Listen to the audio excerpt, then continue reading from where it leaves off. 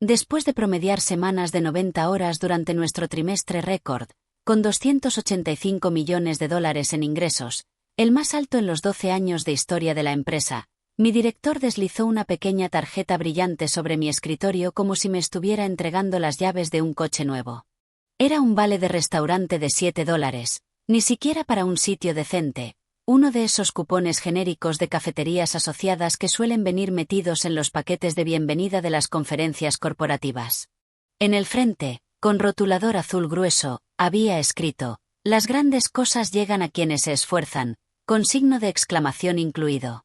Lo miré exactamente durante 4 segundos, el tiempo suficiente para que la absurdidad se solidificara en mi mente, el tiempo suficiente para recordar la noche en la que dormí en el sofá del baño de mujeres porque estábamos cerrando una fusión en 4 usos horarios distintos. El tiempo suficiente para ver las caras agotadas de mi equipo en otra videollamada de domingo por la mañana. Entonces sonreí, amplia y genuinamente, no porque apreciara el gesto, sino porque en ese momento me había entregado todo lo que necesitaba. Tienes toda la razón, dije, sosteniendo el vale entre 2 dedos como si fuera una obra de arte. Las grandes cosas de verdad llegan a quienes se esfuerzan. Él se relajó por completo, sin captar el filo en mi voz. Sabía que lo entenderías, dijo. No todo es el sueldo, Olivia. Se trata de formar parte de algo más grande. Oh, créeme, respondí. Ahora mismo me siento muy conectada con algo grande. Se rió, dio 2 golpecitos en el borde de mi escritorio y se marchó, tachando mentalmente su tarea semanal de moral de equipo. En cuanto la puerta se cerró tras él, abrí mi portátil y saqué el informe de ingresos del tercer trimestre, el mismo en el que había pasado 21 días consecutivos construyendo, sometiendo a estrés y perfeccionando hasta que contaba exactamente la historia que el comité ejecutivo quería. 285 millones en ingresos registrados, un 26% por encima del objetivo, márgenes récord, retención récord, ventas adicionales récord, todo perfectamente empaquetado en una presentación con gráficos, mapas de calor y proyecciones que hacían sonar a nuestra empresa como visionaria en la llamada de resultados. Luego encendí el escáner de la oficina, coloqué el vale boca abajo y pulsé escanear. La máquina zumbó. Pitó una vez y produjo una copia digital perfecta de mi certificado de agradecimiento de $7 por sacrificar mi salud por los beneficios corporativos. Arrastré la imagen escaneada junto a la diapositiva de ingresos principales y ajusté el diseño para que ambas quedaran una al lado de la otra, perfectamente alineadas. A la izquierda, ingresos de la empresa en el tercer trimestre, 285 millones. A la derecha, comida de agradecimiento por $7. Válida solo en cafeterías seleccionadas. El asunto del correo surgió con facilidad. Resultados del tercer trimestre y aviso de transición. Grandes cosas y quienes se esfuerzan.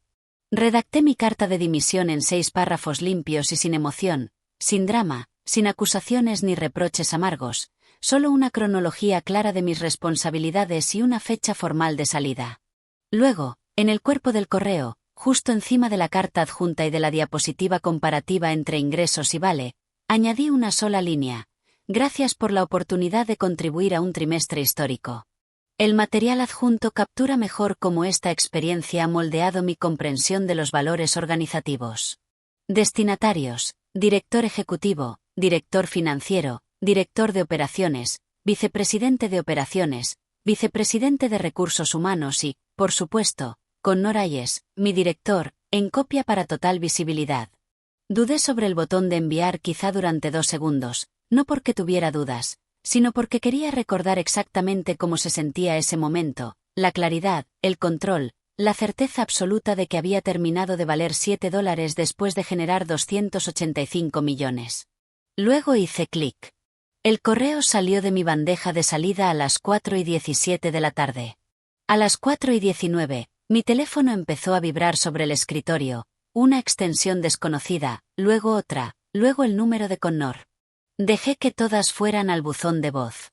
A las 4:28, apagué el portátil, vacié mis cajones de pertenencias personales, fotos familiares, la chaqueta de emergencia, las gafas de luz azul que había comprado después de demasiadas maratones nocturnas de hojas de cálculo que destrozaron mi vista. Dejé mi tarjeta de seguridad sobre el teclado y me fui. Estaba a mitad del aparcamiento, con el viento frío de finales de octubre atravesando mi americana fina, cuando lo oí. Olivia, su voz aguda y alterada cortando el murmullo del tráfico lejano y de los motores al ralentí. No me giré al principio. Volvió a gritar mi nombre, esta vez más cerca. Oí zapatos de vestir golpeando el asfalto a toda prisa. Me detuve junto a mi coche, vi cómo mi aliento se volvía vapor en el aire frío y esperé a que Connor Hayes, el director que acababa de valorar mis semanas de 90 horas en $7 y un eslogan motivacional, comprendiera lo caro que estaba a punto de resultar ese pequeño error. Pero me estoy adelantando. Déjame retroceder y explicar cómo llegué hasta aquí, cómo me convertí en la mujer que calculaba ingresos de 9 cifras con los ojos inyectados en sangre y un corazón impulsado por cafeína, por qué un vale de $7 fue el punto de ruptura y cómo un solo correo acabó costándole a Connor mucho más de lo que jamás esperó. Antes de eso, si alguna vez te han dado un reconocimiento barato en lugar del aumento, el respeto o la decencia básica que merecías, suscríbete. Historias como esta no son raras, solo que suelen quedar enterradas bajo acuerdos de confidencialidad y salidas educadas. Ahora, así es como empezó realmente. Me llamo Olivia Carter, tengo 34 años y durante los últimos 8 años fui analista senior de operaciones financieras en una empresa llamada Vanguard Solutions Group. Sobre el papel, Vanguard es una firma de consultoría y tecnología empresarial de alto crecimiento. En la práctica, vendíamos implementaciones de software costosas y servicios de asesoría estratégica a corporaciones que no entendían del todo qué estaban comprando, pero sabían que necesitaban parecer innovadoras ante sus consejos de administración. Nuestras presentaciones estaban llenas de términos como transformación digital, optimización sinérgica y escalabilidad ágil. Internamente, usábamos otras palabras para describir lo que hacíamos de verdad: control de daños y malabarismo con plazos. Yo no empecé haciendo control de daños. Empecé en auditoría, recién salida del posgrado, con un máster en contabilidad y finanzas. Acepté un puesto de analista junior en una empresa sanitaria regional. Era estable, predecible, soporífero, factura tras factura, control de cumplimiento tras control de cumplimiento, mes tras mes. Pasé allí 4 años, aprendí los fundamentos al detalle, aprendí a cerrar libros sin una sola discrepancia, aprendí a construir previsiones que resistían el escrutinio, pero también aprendí algo más. Quería estar donde se tomaban las decisiones, no donde solo se registraban. No quería limitarme a documentar lo que ya había pasado, quería influir en lo que iba a pasar. Así que cuando Vanguard Solutions Group publicó una vacante para analista financiero en su sede central, empresa de consultoría de rápido crecimiento, estrategia de expansión agresiva, promesa de influencia estratégica, me presenté de inmediato. Conseguí el trabajo. Desde el primer día supe que ya no estaba en cumplimiento sanitario. El vestíbulo parecía sacado de una revista de diseño, ventanales de suelo a techo, mobiliario minimalista, paredes verdes vivas, una instalación LED gigante reproduciendo historias de éxito de clientes y estadísticas de crecimiento de mercado. La gente se movía con un estilo business casual cuidadosamente caro, sosteniendo cafés espresso y hablando en tonos cortantes y urgentes sobre entregables y alineación de stakeholders. Mi escritorio estaba en la 6ª planta, en un espacio diáfano enorme, sin cubículos ni privacidad, solo filas de mesas regulables en altura y el ruido blanco constante de conversaciones superpuestas y teclados. Mi directora entonces era una mujer llamada Angela Ramsay, de principios de los 50, excontable de una Big Four, brillante, exigente y, sobre todo, honesta.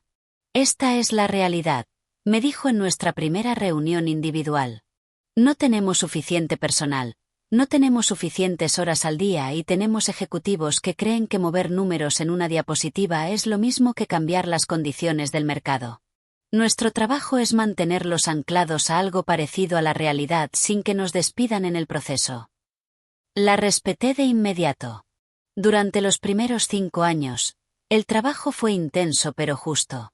Trabajábamos duro, nos quedábamos hasta tarde cuando los plazos lo exigían. Gestionábamos emergencias que llegaban a las 5:43 de la tarde de un viernes, pero Angela nos protegía cuando importaba.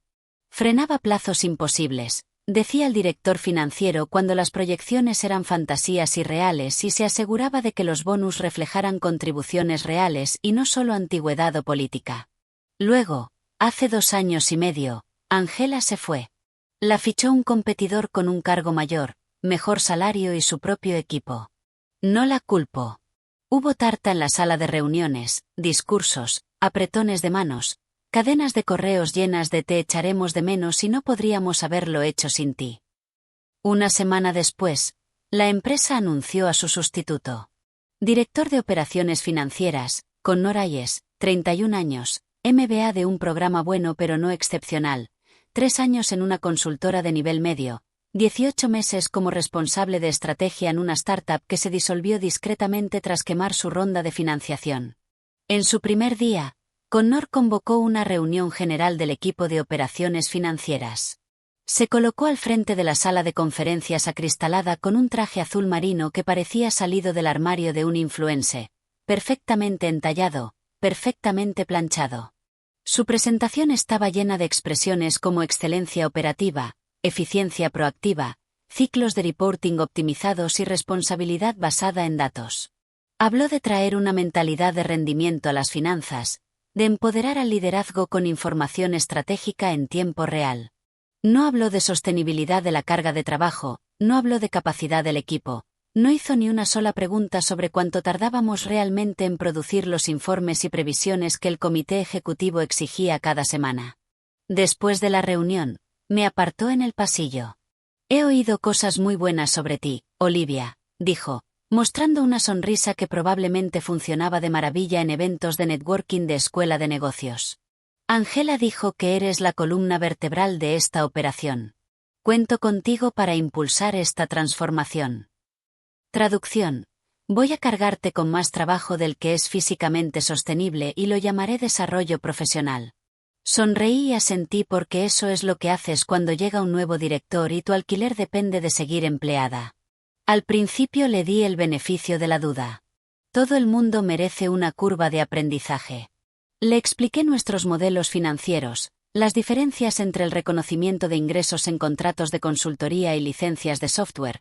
Le mostré dónde estaban enterrados los problemas potenciales, acuerdos que el equipo de ventas había cerrado a final de trimestre con estructuras de descuento cuestionables, supuestos de renovación optimistas como mínimo, asignaciones de costes que hacían parecer artificialmente rentable a una división mientras otra cargaba con el peso. Escuchó, tomó notas, hizo preguntas razonablemente inteligentes. Luego empezó a implementar cambios. La primera señal de alarma llegó cuando optimizó nuestra estructura de informes, sus palabras, no las mías. «Vamos a empezar a publicar un panel ejecutivo los lunes por la mañana», nos dijo en una reunión de equipo. Solo una instantánea rápida, indicadores clave, tendencia semana a semana, nada demasiado complejo. «¿De dónde va a salir esa información?», pregunté. «La sacaremos de los modelos existentes», dijo. «No debería ser un gran esfuerzo». «Esos modelos apenas se cierran a tiempo para el cierre mensual», respondí, «y están estructurados para informes mensuales, no para instantáneas semanales. No tenemos automatización para la mayoría de esas métricas. Alguien tendrá que ajustar entradas manualmente, validar cálculos y conciliar discrepancias». Lo descartó como si hubiera mencionado un problema menor de formato. «Ya afinaremos el proceso», dijo. «Esto es crítico para la visibilidad del liderazgo». Crítico para la visibilidad del liderazgo. Esas 4 palabras me costaron 14 horas cada semana. En 3 meses, nuestra carga de trabajo era así. Cierres financieros mensuales que seguían requiriendo jornadas de 12 a 14 horas durante la primera semana de cada mes, planificación trimestral sin cambios más modelización de escenarios ampliada, paneles ejecutivos semanales consumiendo domingos y noches de lunes.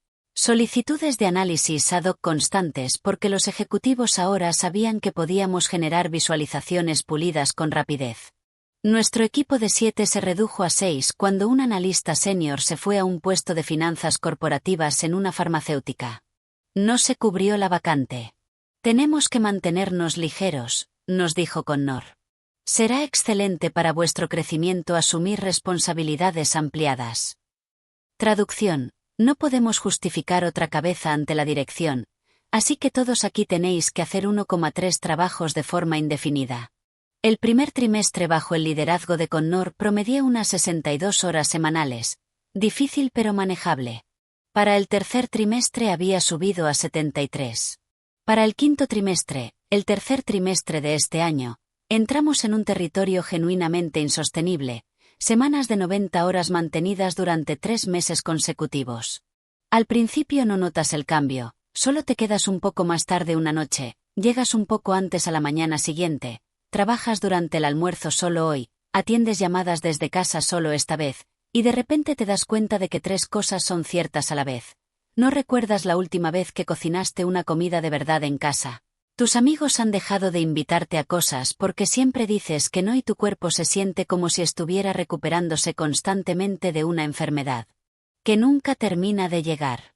Durante ese trimestre récord de 285 millones, un día laboral medio para mí era así.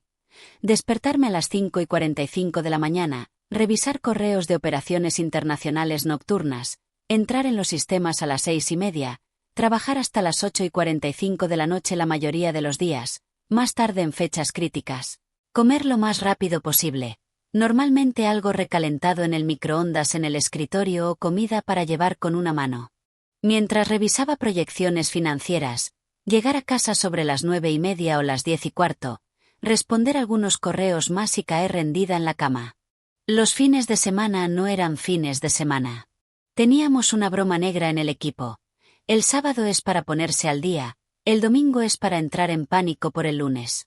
Hay detalles que parecen pequeños pero no lo son, como la vez que mi madre me llamó 4 veces en una tarde porque no había respondido a sus mensajes en 6 días y estaba sinceramente preocupada por si me había pasado algo.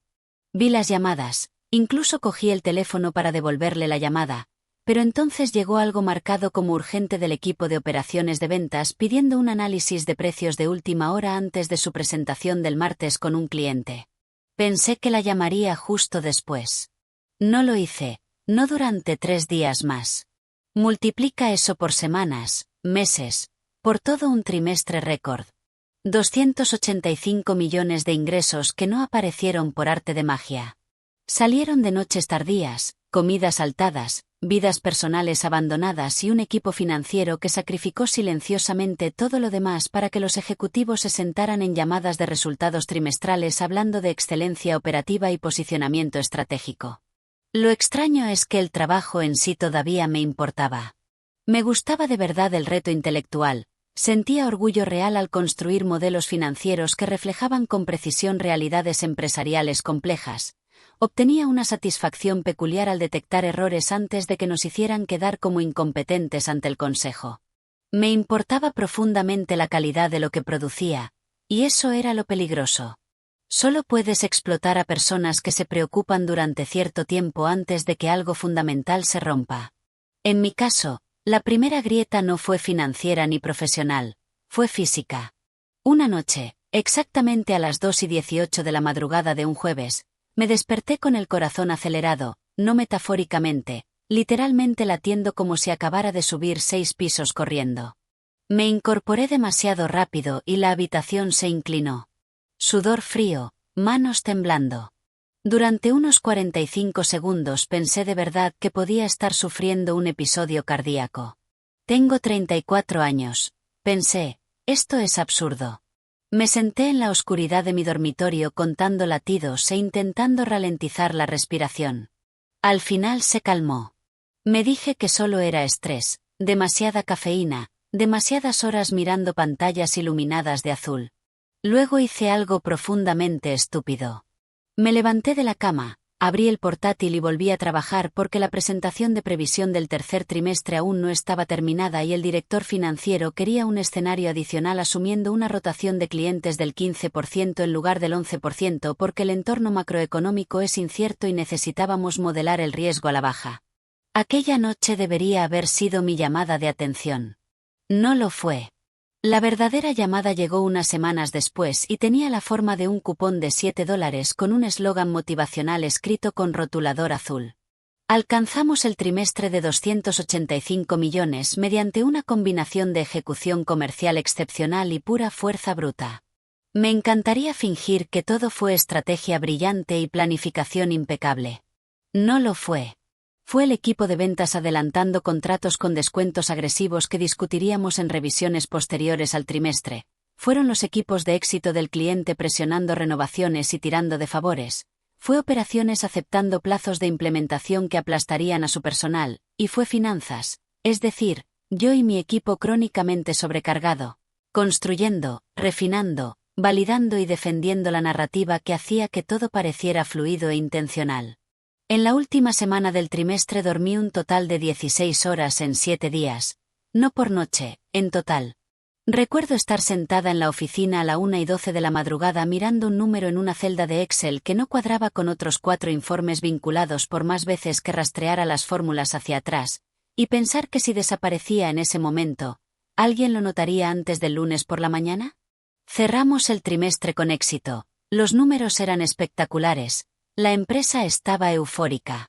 El director ejecutivo envió un correo a toda la compañía lleno de signos de exclamación y frases como logro histórico y trayectoria de crecimiento revolucionaria. Adjuntaron el gráfico de ingresos mostrando una línea ascendente pronunciada con un pequeño emoji de celebración. Al final, una frase genérica. Agradecimiento especial a cada miembro del equipo que trabajó incansablemente para hacerlo posible. Sin nombres, sin reconocimiento específico. Solo una declaración general que intentaba cubrir a todos y acababa sin reconocer a nadie. A la mañana siguiente hubo una breve celebración en la sala principal de descanso. Alguien había encargado cupcakes con glaseado de los colores de la empresa y colgado un cartel que decía campeones del tercer trimestre. El director ejecutivo dio un discurso de 4 minutos sobre impulso y posicionamiento en el mercado. El director de operaciones dijo: no podríamos haberlo hecho sin nuestro equipo de operaciones financieras, y miró vagamente en nuestra dirección mientras aplaudía de forma genérica. Luego la gente cogió azúcar, hizo fotos para redes sociales y volvió a sus mesas. Sin anuncios de bonus, sin conversaciones de ascensos, sin recompensas concretas, solo glaseado y un cartel. A las 3:12 de la tarde de ese mismo día, Connor me llamó a su despacho. Entré agotada pero artificialmente animada por demasiado café y los vi de inmediato. Una pequeña pila de vales brillantes sobre su mesa, con el logo de la empresa y la marca del restaurante asociado, el tipo de objeto promocional que esperarías ver en un kit de bienvenida para nuevos empleados. Olivia, dijo sonriendo ampliamente, quería reconocer personalmente tu contribución este trimestre. Nada de esto habría sido remotamente posible sin tu dedicación y tu experiencia. Cogió uno de los vales y destapó un rotulador azul. Lo destapó ahí mismo delante de mí. Lo vi escribir con una caligrafía pulcra y alegre: las grandes cosas llegan a quienes se esfuerzan. Luego añadió sus iniciales y un pequeño signo de exclamación. Deslizó la tarjeta por el escritorio hacia mí hasta que quedó junto a mis manos. $7 para cualquier compra en Café Collective Partners. Eso decía en letra pequeña debajo de su mensaje escrito a mano. $7. Ni siquiera suficiente para cubrir un almuerzo completo en el centro, donde estaba nuestra oficina, quizá un sándwich sin bebida, quizá 2/3 de uno de esos bowls de granos absurdamente caros. Alcé la vista hacia él, estaba sonriendo de verdad, no burlón, no malicioso, solo completamente, asombrosamente inconsciente. En su mente esto era considerado, esto era significativo, esto era liderazgo mostrando aprecio. Son solo pequeños detalles, dijo, señalando la pila sobre su escritorio. Se los estamos dando a ciertas personas seleccionadas que realmente fueron mucho más allá de lo esperado. Me lo imaginé repartiendo aquello como trofeos de participación mientras la empresa publicaba beneficios récord construidos sobre un agotamiento sistemático. Gracias, dije, y lo dije en serio, no por el vale, sino por la claridad, por el símbolo físico perfecto de cómo esta empresa, y este director, valoraban en realidad mi trabajo. Tomé la tarjeta y la giré lentamente entre mis manos. Tienes toda la razón, dije, dejando que una sonrisa lenta se dibujara en mi cara. Las grandes cosas de verdad llegan a quienes se esfuerzan. Él exhaló con un alivio visible, los hombros relajándose. Sabía que lo entenderías, dijo. Tienes una actitud fantástica, Olivia. Por eso vas a seguir triunfando aquí. No tenía ni idea de hasta dónde estaba a punto de llegar, ni de lo rápido que iba a ocurrir. Volví a mi escritorio, me senté con cuidado, dejé el vale al lado del teclado y abrí el informe de ingresos del tercer trimestre. Miré la cifra de 285 millones de dólares en la parte superior del resumen ejecutivo, luego miré los $7 impresos en el vale, y por primera vez en meses me reí, no una risita amarga y exhausta, sino una carcajada completa, genuina e incrédula, que hizo que mi compañera Natalie mirara hacia aquí con las cejas levantadas. «¿Estás bien?», articuló sin sonido. «Perfecta», articulé yo de vuelta. Y lo estaba, porque algo fundamental había cambiado. Una parte de mí que se aferraba desesperadamente a la creencia de que el trabajo duro y la excelencia acabarían siendo reconocidos y recompensados, por fin se soltó del todo. Pulsé el botón de encendido del escáner de sobremesa, pasé el vale con cuidado, la máquina zumbó y pitó, y una imagen digital perfecta apareció en mi monitor. La arrastré junto al informe de ingresos, los alineé con precisión y titulé la diapositiva comparativa. Intercambio de valor del tercer trimestre, logro organizacional versus reconocimiento individual. Durante medio segundo pensé en añadir un comentario, quizá una nota al pie con cálculos de retorno mostrando aproximadamente 88 por hora de horas extra trabajadas, pero no hacía falta explicación, la imagen lo comunicaba todo. Guardé el archivo como Resultados del tercer trimestre y transición personal, o Carter. Luego abrí un correo nuevo. Hay momentos en la vida en los que sabes con certeza absoluta que estás cruzando un punto sin retorno, y pulsar enviar en ese correo fue uno de ellos. Para CEO, vicepresidente de operaciones, vicepresidente de recursos humanos, en copia, con Nora Yes. Asunto: resultados del tercer trimestre y aviso de transición. Grandes cosas y quienes se esfuerzan. Cuerpo: estimado equipo directivo, adjunto encontrarán dos imágenes que, juntas, resumen mi experiencia del tercer trimestre. A la izquierda, el informe oficial que muestra nuestro trimestre récord de 285 millones de dólares. A la derecha, la expresión tangible de aprecio que recibí por promediar semanas laborales de 90 horas para ayudar a lograr ese resultado. Esto no se envía desde la rabia, sino desde la claridad. Con efecto de 2 semanas a partir de hoy, presento mi renuncia a mi puesto de analista senior de operaciones financieras en Vanguard Solutions Group. Utilizaré este periodo de transición para documentar a fondo mis responsabilidades actuales, asegurar una entrega fluida de los proyectos activos y estar disponible para cualquier transferencia de conocimiento necesaria. Me importa profundamente el trabajo que he realizado aquí y los compañeros con los que he tenido la fortuna de trabajar. Sin embargo, este trimestre ha hecho imposible ignorar una verdad: la manera en que esta organización valora el esfuerzo, el sacrificio y la experiencia está fundamentalmente desalineada con la forma en que pretendo vivir la próxima década de mi vida profesional. Gracias por las oportunidades que he tenido durante estos 8 años. Espero que los adjuntos se reciban con el mismo espíritu con el que se envían, como un reflejo honesto de una cultura que puede, y debe, hacerlo significativamente mejor. Atentamente, Olivia Carter. Adjunté la diapositiva comparativa, pasé el cursor sobre el botón de enviar y luego hice clic, a las 4:17 de la tarde. Las reacciones fueron inmediatas y caóticas. A las 4:19, mi sistema de mensajería interna se iluminó con Natalie. Olivia, ¿qué acabas de hacer? De Paul, en contabilidad, ¿de verdad acabas de enviar eso a todo el equipo ejecutivo? De alguien a quien apenas conocía en operaciones de ventas. Leyenda absoluta. Mi teléfono vibró con una llamada de Connor. Dejé que sonara hasta apagarse. Volvió a llamar, una y otra vez. Silencié el teléfono, cerré el portátil, agarré mi bolso y dejé mi tarjeta de seguridad sobre el teclado. La gente me observaba mientras caminaba por el pasillo largo entre escritorios. Algunos parecían conmocionados, otros impresionados, otros como si acabaran de ver la escena final de una película que no sabían que estaban mirando. No me despedí, no porque no me importaran mis compañeros, sino porque sabía que, si me detenía, alguien intentaría convencerme de reconsiderar. Hablemos de esto, quizá podamos arreglar algo, revisaremos ajustes de compensación. Ya habían tenido su oportunidad. Me habían dado cupcakes y un cupón. Habían dejado su valoración cristalina, y ahora yo estaba dejando la mía. Entré en el ascensor. Las puertas se cerraron. Me apoyé contra la pared y exhalé despacio, profundo, por completo. El vestíbulo se sintió distinto al salir, los mismos suelos pulidos, el mismo mostrador de recepción, los mismos vídeos promocionales en las pantallas gigantes, pero por primera vez en 8 años no iba con prisa mientras calculaba mentalmente el siguiente plazo de entregables. Me iba para siempre. Al cruzar el aparcamiento, el sol de última hora de la tarde se hundía tras las torres de oficinas vecinas, proyectando sombras largas y angulosas entre filas de coches. Pulsé el botón de abrir en mi llavero. Oí el pitido. Estaba alargando la mano hacia la manilla cuando lo oí. Olivia, su voz afilada por el pánico, los tacones de los zapatos de vestir golpeando el asfalto. Me giré lentamente. Connor venía medio corriendo, medio tropezando entre coches aparcados. La americana del traje estaba ligeramente torcida. Su pelo, normalmente impecable, tenía algunos mechones fuera de sitio.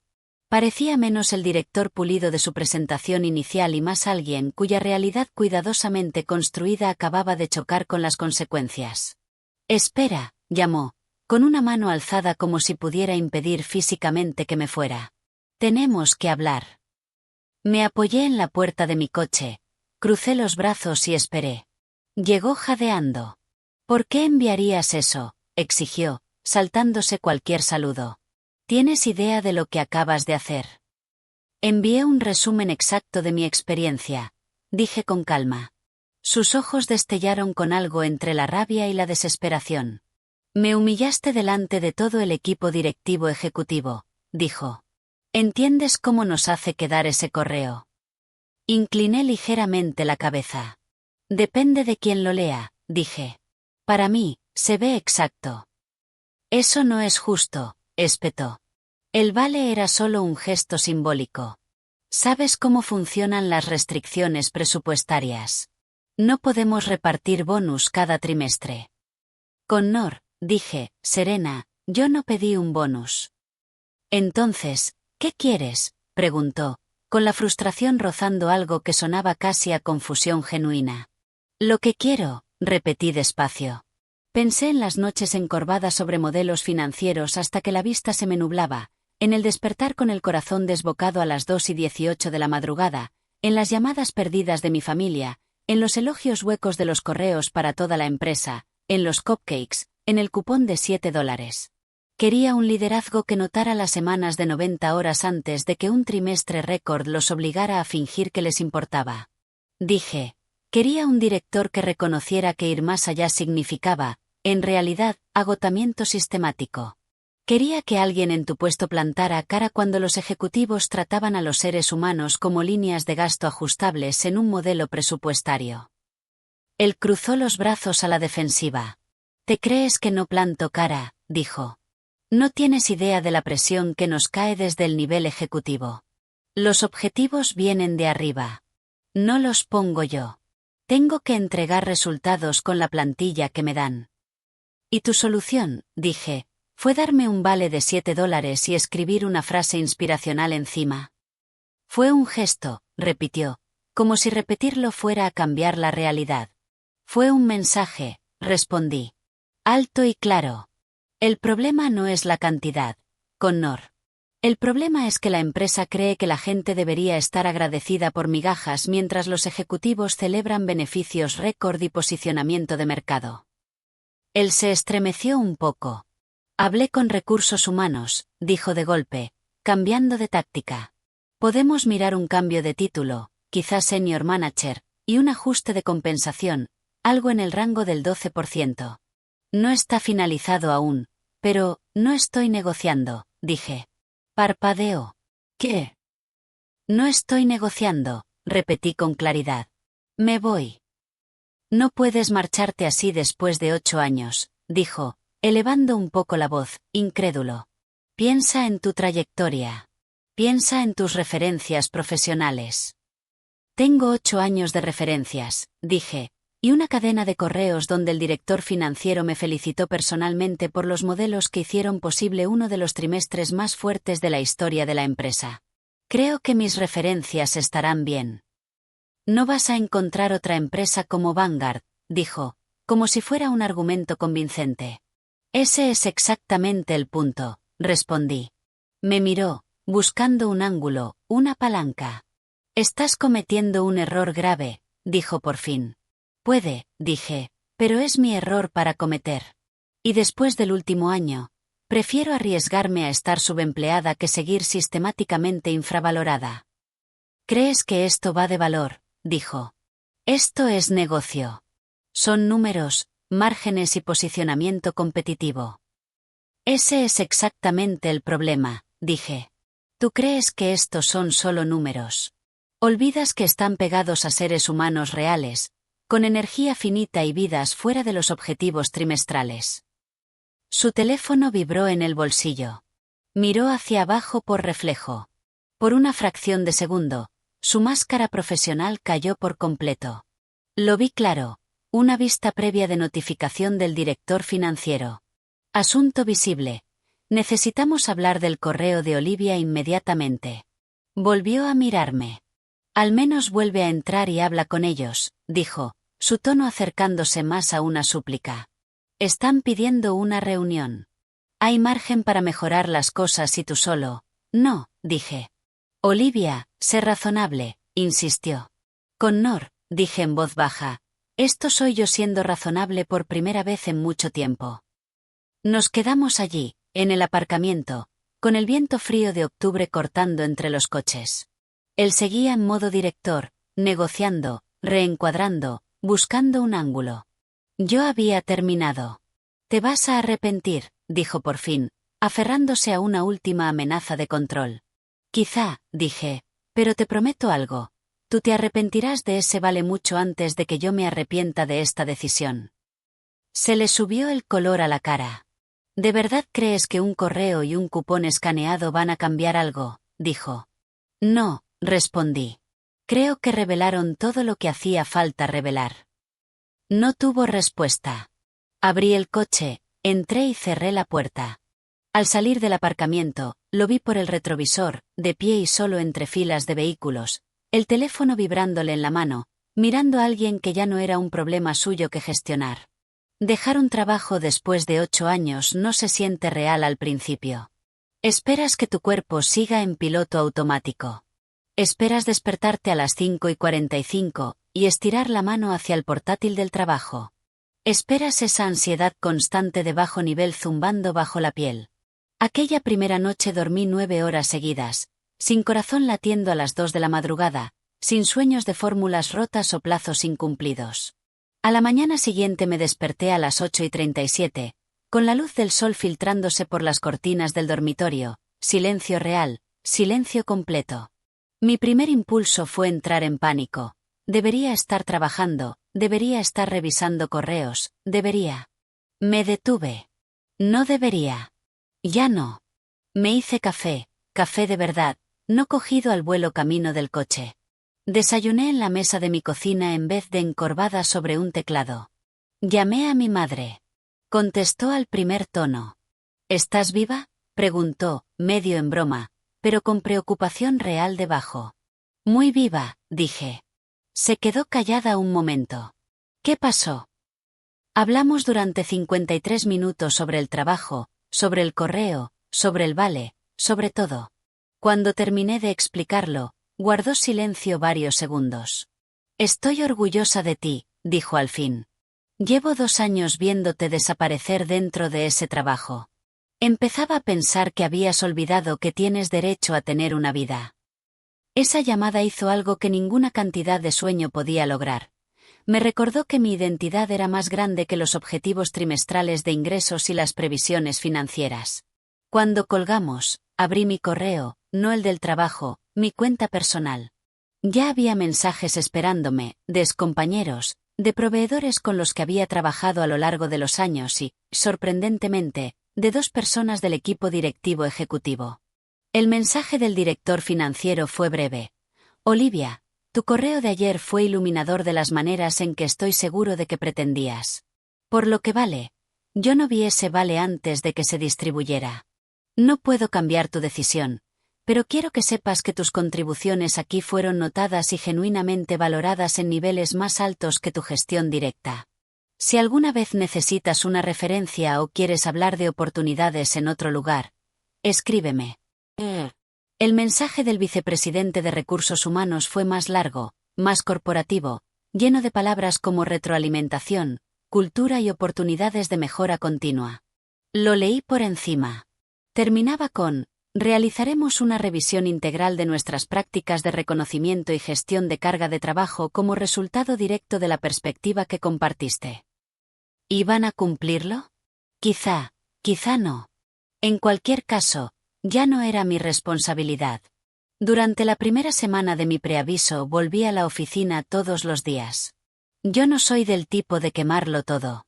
Documenté mis modelos a fondo, grabé vídeos de explicación detallados, dejé una hoja de ruta completa de procesos actuales, posibles problemas y complejidades ocultas, no por Connor, sino por la gente que seguía en el equipo, por Natalie, por Paul, por el analista junior que se incorporó hace 8 meses y probablemente pensaba que ese nivel de caos era normal en finanzas corporativas.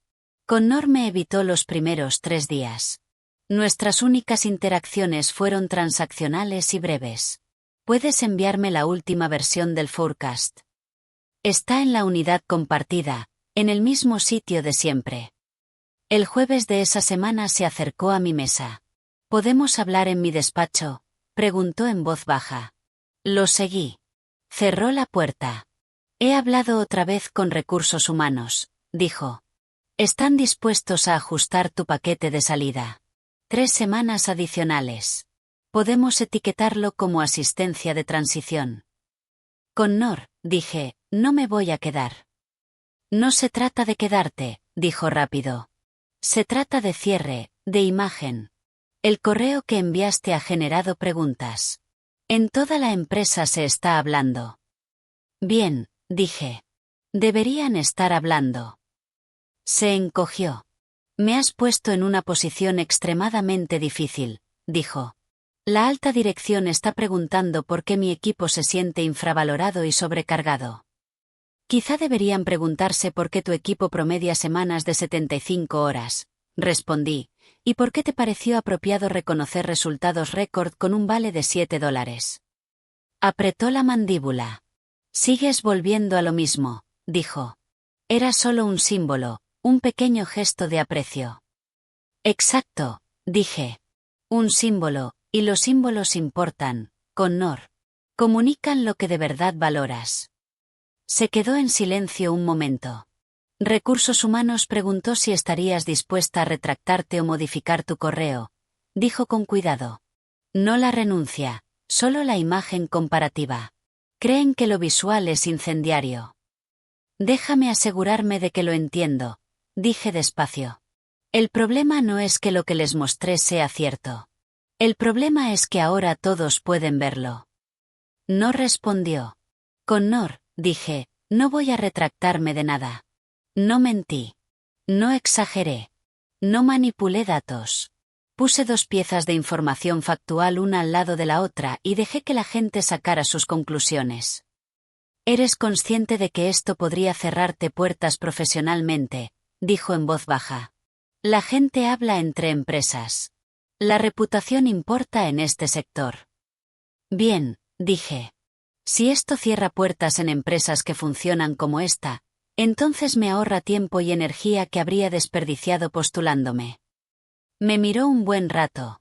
Antes eras tan colaborativa, dijo. ¿Qué cambió? Las semanas de 90 horas me cambiaron, dije, y un símbolo muy claro de lo que valían esas semanas para esta organización. No volvió a llamarme a su despacho después de esa conversación. Mi último día en Vanguard Solutions Group fue extrañamente anticlimático. No hubo fiesta de despedida.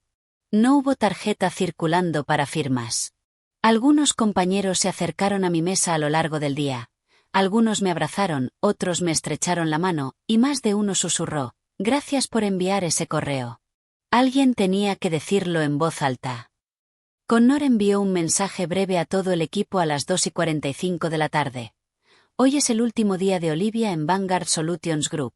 Por favor, Únanse a mí para agradecerle sus años de servicio y desearle éxito en sus futuros proyectos.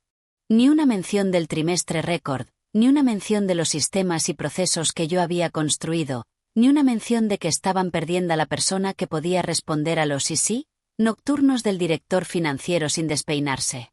A las 4 en punto de la tarde, guardé lo último en una caja de cartón, miré una última vez la sexta planta, las filas de escritorios, el burnout ocurriendo en silencio detrás de monitores dobles y pósters motivacionales, las métricas de rendimiento en pantallas en la pared. Luego salí al aparcamiento, a la luz de la tarde, a la vida que estaba eligiendo activamente y no a la que había aceptado por inercia y lealtad mal entendida. La carrera de Connor por el aparcamiento no cambió mi decisión.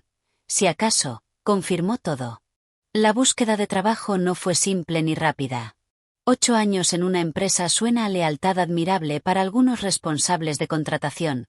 Para otros suena a estancamiento o falta de ambición. Tuve entrevistas con 4 empresas en las primeras 6 semanas. Una startup de tecnología financiera de crecimiento rápido que quería a alguien que se moviera rápido y rompiera cosas. Traducción, otra situación Vanguard con aún menos estructura. Una consultora respaldada por capital privado que prometía un gran upside a cambio de semanas de 85 horas o más. Un no rotundo. Una empresa manufacturera regional con operaciones estables pero trayectoria de crecimiento limitada. Interesante, pero no era lo correcto. Y una empresa mediana de tecnología sanitaria con reputación de ser estable, profesional y genuinamente comprometida con el equilibrio entre trabajo y vida. Elegí la de tecnología sanitaria. En la entrevista final con su director financiero dije toda la verdad, no una versión dramatizada, solo hechos. Me quemé, dije. Pasé un año trabajando semanas de 90 horas, no era sostenible ni física ni mentalmente. Él no se mostró incómodo ni juzgador. Yo hice eso a principios de mis 30, dijo, en un banco de inversión. Tengo excompañeros de aquella época que van por su tercer matrimonio y con problemas de salud serios que no deberían tener a los 47. Tomé una decisión consciente de no construir ese tipo de entorno aquí. ¿Cuál es tu filosofía de gestión? Pregunté directamente. Trabajar con inteligencia cuando importa, dijo, pero si te pago por 40 horas semanales y de forma consistente obtengo 65, lo considero un fallo de mi liderazgo y de mi planificación de recursos, no una medalla de la dedicación de nadie. Me ofreció el puesto una semana después, Senior Manager de Planificación y Análisis Financiero. Salario modestamente superior al que tenía en Vanguard, paquete de beneficios significativamente mejor, límites explícitos por escrito sobre horas esperadas y disponibilidad de guardia. Llevo 9 meses allí. Seguimos teniendo periodos intensos, cierres de mes, ciclos de presupuesto anual, preparativos inesperados para auditorías regulatorias. Hay semanas en las que trabajo 53 horas, a veces 58, pero es la excepción, no la expectativa base. Y nadie me ha dado jamás un cupón de descuento y lo ha llamado reconocimiento. De vez en cuando me llegan cosas de Vanguard por la red profesional. Natalie y yo quedamos a tomar café una vez al mes, y me pone al día. ¿Recuerdas el panel ejecutivo de los lunes por la mañana? Me preguntó en nuestro último café. Lo han ampliado. Ahora es un briefing diario por la mañana. Lo llaman el informe de pulso del liderazgo. ¿Y cómo va?, pregunté. Me lanzó una mirada que lo decía todo. Han contratado a 4 analistas nuevos en los últimos 9 meses, dijo. Ninguno ha durado más de 7 meses. Uno lo llamó organizacionalmente insostenible en su entrevista de salida. ¿Cambió algo de verdad después de mi correo?, pregunté. Dejaron de dar vales, dijo con una leve sonrisa. Ahora son botellas de agua con marca y calendarios motivacionales de escritorio. Nos reímos, pero su expresión se volvió más seria. Recursos Humanos hizo una encuesta integral de cultura laboral después de que te fueras, dijo. Anónima. Preguntas detalladas sobre carga de trabajo, reconocimiento, burnout, efectividad de la gestión. Al parecer, los resultados fueron bastante dañinos. ¿Qué tan dañinos?, pregunté. Lo bastante como para que el director financiero lo mencionara en una reunión general con toda la empresa, dijo. Lo bastante como para que contrataran a una consultora externa para evaluar la cultura y hacer recomendaciones. ¿Crees que va a cambiar algo de verdad?, pregunté. Se encogió de hombros. Quizá no de inmediato, quizá no por completo, pero al menos ahora no pueden fingir que no lo saben. Antes de tu correo podían mantener una negación plausible. No teníamos idea de que la gente se sentía así. Nadie dijo nada. Tú les quitaste esa excusa. Más tarde, al volver a mi coche, pensé en esa conversación. Muchas veces, en entornos corporativos, el problema real no es que el liderazgo no se preocupe por el bienestar, sino que no quiere saber, porque saber les obligaría a reconocer que sus sistemas, sus incentivos, sus decisiones de plantilla, sus objetivos agresivos de crecimiento, se sostienen sobre la suposición tácita de que algunas personas se sacrificarán mucho más de lo que jamás acordaron sacrificar. Mi correo no arregló ese problema de fondo, pero les quitó la capacidad de ignorarlo cómodamente. Esto es lo que me enseñó toda esta experiencia, y lo que cualquiera que esté escuchando necesita entender con claridad. Si tu cuerpo te está enviando señales de alarma, escucha con atención. Un corazón acelerado a las 2 de la mañana no es solo estrés o demasiada cafeína. Es tu sistema entero avisándote de que estás operando muy por encima de límites sostenibles. Reconocimiento sin respeto genuino es solo marketing. Cupcakes, vales, eslóganes motivacionales, merchandising con marca, formas baratas de tapar problemas estructurales más profundos. El respeto real aparece en la gestión de carga, la compensación, los límites y la comunicación honesta sobre expectativas. Enseñas a las organizaciones cómo valorar tu tiempo por lo que aceptas. Al callarte, al aceptar migajas y llamarlo desarrollo profesional, al tratar la explotación sistemática como pagar el derecho de piso, refuerzas el mismo sistema que te está drenando. No estás obligada a quedarte en un sitio donde te castigan por preocuparte. Sentir orgullo por un trabajo excelente es admirable. Permitir que ese orgullo se use como arma en tu contra no lo es. El vale de $7 no hizo que renunciara. Reveló una verdad sobre una organización de la que debí irme antes. Hicieron falta semanas de 90 horas y un trozo de plástico barato con una frase motivacional para que ya no pudiera mentirme sobre lo que valía para ellos. El día que escaneé ese vale junto al informe de ingresos dejé de participar en la historia de que sobretrabajo igual a lealtad y agotamiento igual a compromiso. Empecé a escribir otra narrativa, una donde apreciar las pequeñas cosas significa 8 horas de sueño, cenas con la familia que no se interrumpen por mensajes urgentes, fines de semana que de verdad sirven para recuperarte, entornos profesionales que respetan que eres un ser humano completo, no solo un recurso para optimizar y extraer hasta agotarlo. Si estás viendo esto y piensas en tu propia versión de ese vale, ese pequeño gesto insultante de aprecio que te revolvió el estómago y te cambió la perspectiva, presta mucha atención. Ese es tu momento de claridad llegando. No tienes que enviar un correo dramático con una comparación escaneada, no tienes que montar una confrontación en un aparcamiento, pero tampoco tienes que quedarte en un entorno donde tus 90 horas valen $7 y un eslogan escrito con rotulador azul.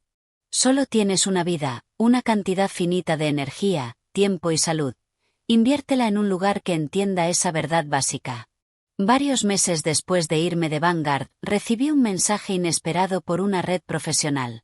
Era de alguien a quien no conocía en persona, una mujer llamada Clare que trabajaba en operaciones en Vanguard. Su mensaje fue breve. Vi tu correo antes de que te fueras. Llevo 6 años en esta empresa.